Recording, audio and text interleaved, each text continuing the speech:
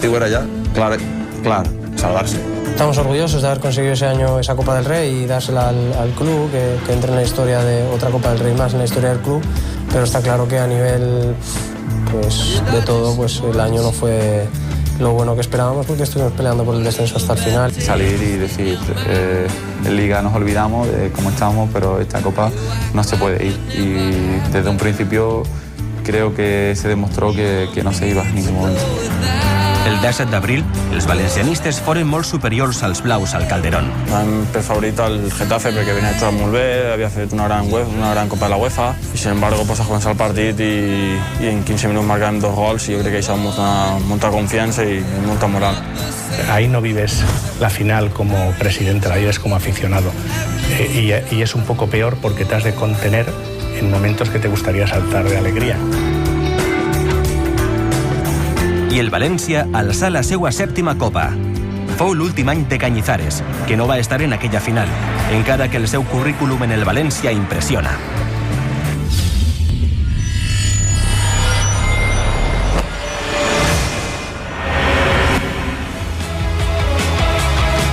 Yo he jugado muchos partidos con el Valencia y llegué con 28 años al Valencia. O sea, no llegué siendo un niño. Ojalá hubiera elegido el Valencia mucho antes.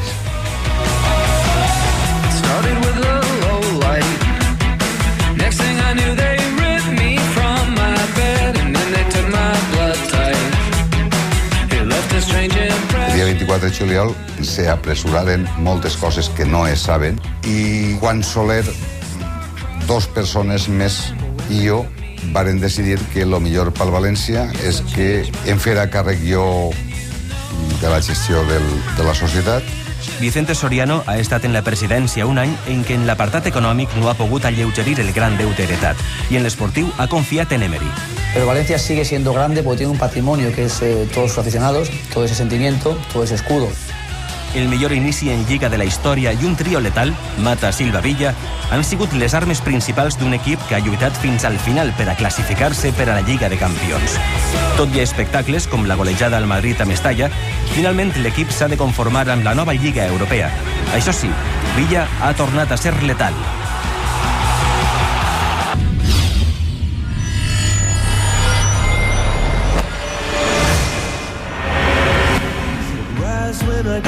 Valencia en este caso pues me ha dado la oportunidad de jugar en la Champions, me ha dado la oportunidad de ser un fijo en la selección y luego eso a nivel futbolístico, ¿no? A nivel de como persona, pues la ciudad y la gente pues, también me ha dado muchísimo.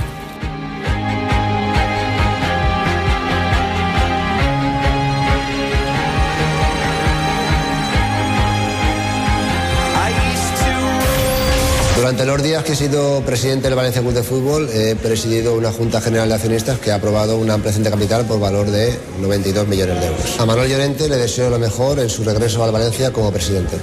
Vamos a ver un Valencia de esfuerzo, un equipo competitivo, un equipo con tesón, vamos a ver un equipo con pasión. Para mí, el Valencia es un sentimiento.